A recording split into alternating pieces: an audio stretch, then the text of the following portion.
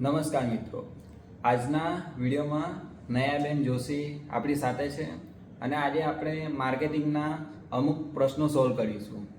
તો નયાબેન, આપણે એઆઈ દ્વારા માર્કેટિંગ કેવી રીતે કરી શકીએ છીએ? ઓકે મીતભાઈ, તમારો ક્વેશ્ચન બહુ જ સારો છે. આજકાલ તમે જુઓ તો એઆઈએ ઘણી બધી જોબને ટેક ઓવર કરી લીધી છે. માર્કેટિંગ એમાંથી એક છે, પણ જો કોઈ માર્કેટિંગ કરનાર વ્યક્તિને એઆઈ આવડતું હોય તો એનો એડવાન્ટેજ ખૂબ વધી જતો હોય છે. અનેક રીતે એનો યુઝ કરી શકો.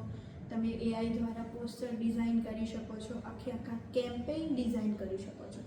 તમે એક પ્રોમ્પ્ટ લખો ક્લાઉડમાં કે ચેટજીપીટીમાં કે જેમિનાઈની અંદર એક પ્રોમ્પ્ટ લખો કે મારે, જેમ કે તમે વેચી રહ્યા છો ઓટ મિલ્ક અથવા કોકોનટ મિલ્ક વેચી રહ્યા છો, મારી ન્યૂ એજ કંપની છે, મારું કોકોનટ મિલ્ક વેચવું છે. કઈ એજના લોકોને વેચવું છે? તો 20થી લઈને 50 વર્ષ સુધીના લોકો મારો ટાર્ગેટ ઓડિયન્સ છે. સિટીમાં રહેતા લોકો મારો ટાર્ગેટ ઓડિયન્સ છે. તો આ લોકોને હું મારું કોકોનટ મિલ્ક કેવી રીતે વેચી શકું? એવો જ્યારે તમે પ્રોમ્પ્ટ આપો છો, તમને આખું કેમ્પેઇન ડિઝાઇન કરીને આપે છે કે ઓકે, ફેસબુક, ઇન્સ્ટા, યુટ્યુબ પર તમે આ રીતે એડ ચલાવી શકો છો, પછી પ્રિન્ટમાં આ રીતે એડ ચલાવી શકો છો, ટેલિવિઝનમાં આ રીતે એડ ચલાવી શકો છો, ઓફલાઈન કેમ્પેઇન કરી શકો છો કે ગાર્ડનમાં ચાલતા લોકો કે જે લોકો ફિટનેસ કોન્શિયસ છે એ લોકોને તમે કોકોનટ મિલ્કના સેમ્પલ પ્રોવાઈડ કરો. કેવી રીતે ડિલિવરી કરવી, કેવી રીતે રજિસ્ટ્રેશન કરાવવું, તમારે આખી કંપની એક વ્યક્તિ પણ ખોલી શકે છે, એક વ્યક્તિ મેનેજ પણ કરી શકે છે જો એને એઆઈ આવડતું હોય ત્યારે. એઆઈ દ્વારા એ ફિક્શનલ કેરેક્ટર ડિઝાઇન કરીને 2 કેરેક્ટર ડાયલોગ કરતા હોય એવું એડ બનાવી શકે, પછી વેબસાઇટ બનાવી શકે છે. 3-4 મિનિટમાં વેબસાઇટ બની શકે બેકએન્ડ સાથેની, એમાં તમે ઓનલાઈન ઓર્ડર લઈ શકો છો. તો આખી ઇકોસિસ્ટમ એ એઆઈ એને તૈયાર કરીને આપે છે. ચલો, કોકોનટ મિલ્કની કંપની ચલાવી રહ્યા છો અને પછી પ્રોબ્લેમ આવ્યો કે આ સિઝનમાં મારો સેલ નથી ચાલી રહ્યો, ચલો મોન્સૂનમાં મારો સેલ ઓછો થઈ રહ્યો છે. તો તમે એઆઈને પૂછો કે હું કેવી રીતે મોન્સૂનમાં મારો સેલ વધારી શકું, મને આ પ્રોબ્લેમ છે. તો એક માર્કેટિંગ કન્સલ્ટન્ટ જે તમને એક સલાહ આપે, એવી સલાહ તમને એઆઈ પણ આપે અને એનાથી પણ તમે તમારા જે ડે ટુ ડે પ્રશ્નો છે એને સોલ્વ કરી શકો છો. હા, બરાબર. નયા મેમ, એક બીજો પ્રશ્ન છે કે આપણે માર્કેટિંગ દ્વારા આપણે માર્કેટિંગ કરીએ છીએ તો બીજા લોકોને આપણા તરફ કેવી રીતે આકર્ષિત કરી શકીએ? બહુ સારો પ્રશ્ન છે તમારો કે એક સારું અને સફળ માર્કેટિંગ કેવું હોય કે લોકો એટ્રેક્ટ થાય. તો એકદમ અલગ તમારું માર્કેટિંગ હોય, યુનિક હોય. અત્યારે જે ટ્રેન્ડ ચાલી રહ્યો છે એના કરતાં યુનિક હોવો જોઈએ. જેમ કે કપિલ દેવ છે, બરાબર? તો ક્રેડની એડવર્ટાઇઝમેન્ટ તમે જુઓ તો કપિલ દેવ અને રણવીર સિંહ બંનેની સ્ટાઇલમાં, કપડાં પહેરવાની સ્ટાઇલમાં જમીન આસમાનનો ફરક છે. ક્રેડમાં કપિલ દેવને રણવીર સિંહ જેવા ચળકતા ભડકતા અલગ પ્રકારના કપડામાં બતાવ્યું છે. તો આપણને એવું થાય, ઓ આ શું થઈ ગયું? તો લોકોનું તરત ધ્યાન ત્યાં આકર્ષિત થશે.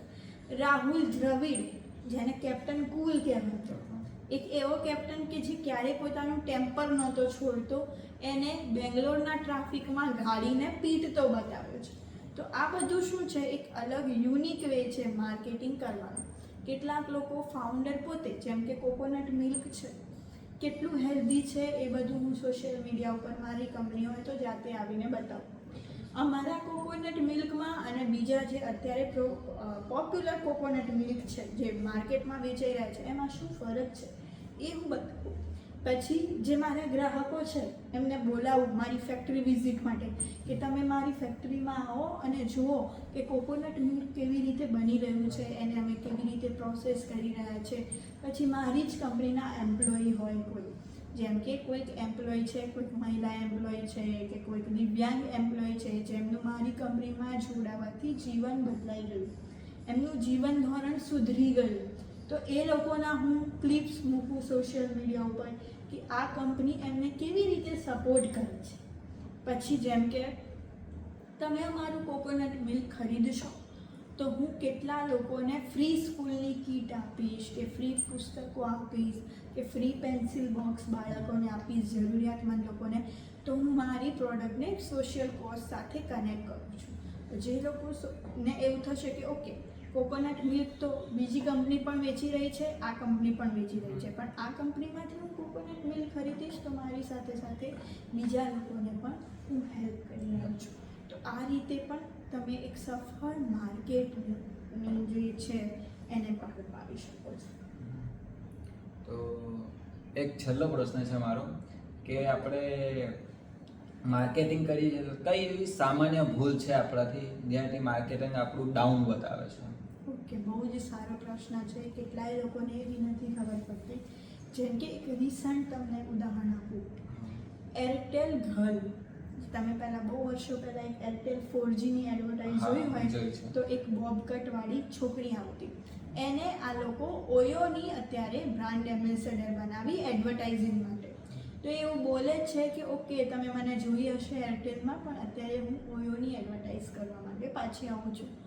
તો ઓયોની આ એડવર્ટાઇઝિંગથી શું થયું, ઓયોને ફાયદો થયો ન થયો એ બીજી વાત છે, પણ ઓયોની એડવર્ટાઇઝિંગ કરતાં ક્યાંક વધારે એરટેલની એડવર્ટાઇઝિંગ થઈ ગઈ કે ઓકે એરટેલ ઘર પાછી આવી ગઈ. બરાબર, એક આ વસ્તુ છે, આ બહુ ધ્યાન રાખવું પડે કે આપણે માર્કેટિંગ કોનું કરી રહ્યા છે, અહીંયા ફોકસ શું થઈ રહ્યું છે. કેટલીક વખત એવું થાય કે એડવર્ટાઇઝિંગ કેમ્પેન એટલું સરસ હોય, એની જિંગલ યાદ રહી જાય, પણ એ પ્રોડક્ટ પછી લોકો નથી ખરીદતા. રેખા જયા હેમા ઓર સુષમા સબકી પસંદ નિરમા, બરાબર, એ જિંગલ બહુ સરસ, એને પ્રોડક્ટ ખરીદવા માટે કન્ઝ્યુમરને કેવી રીતે તમે કન્વર્ટ કરશો એ ઇમ્પોર્ટન્ટ વસ્તુ છે. બીજી કે ખોટી પ્રોમિસીસ કરવી, બરાબર, કે કોઈક વસ્તુ 2 મિનિટમાં તૈયાર નથી થતી, તમે આવીને કહો છો કે 2 મિનિટમાં તૈયાર થઈ જશે, ત્યાં કસ્ટમરનો ટ્રસ્ટ બ્રેક થાય છે. તમે એવું કહો છો કે મારું એક્ટિવા તમે ચલાવશો, મારું વ્હીકલ ચલાવશો, 2 વ્હીલર મારી કંપનીનું, તો તમને ખાડા જે હશે ત્યાં જે એનું તમને ફીલ નહીં થાય, રોડ ફીલ નહીં થાય, બહુ સ્મૂધ રાઈડ થશે, ક્યાંય વચ્ચે બંધ નહીં થઈ જાય, બંધ થઈ જશે તો અમારું સર્વિસ સેન્ટર લેવા આવશે તમને, આ બધી તમે પ્રોમિસ કરી.